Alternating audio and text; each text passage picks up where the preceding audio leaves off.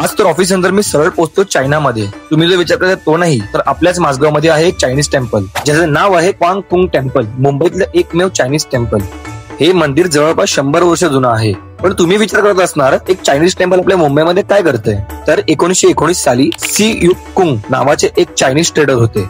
ते नेहमीच माझगाव डॉकला चायनावरून ट्रेडिंगसाठी यायचे आणि मग बराच वेळ ते सामान विक्री करण्यासाठी इथेच राहायचे. आता त्यांनी त्यांचं स्वतःचं घर बांधलं आणि मग 1919 साली त्यांनी हा टेम्पल बांधलं.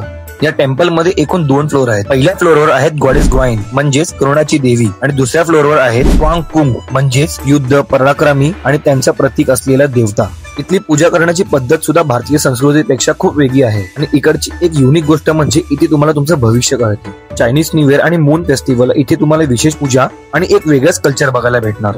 मला सगळ्यात जास्त आवडलं ते म्हणजे या ठिकाणी इंडियन आणि चायनीज संस्कृतीचं एक सुंदर मिश्रण दिसतं. जर तुम्हाला सुद्धा मुंबईत राहून एक हिडन आणि युनिक जागा बघायची असेल तर क्वांग कुंग टेम्पलला नक्की या.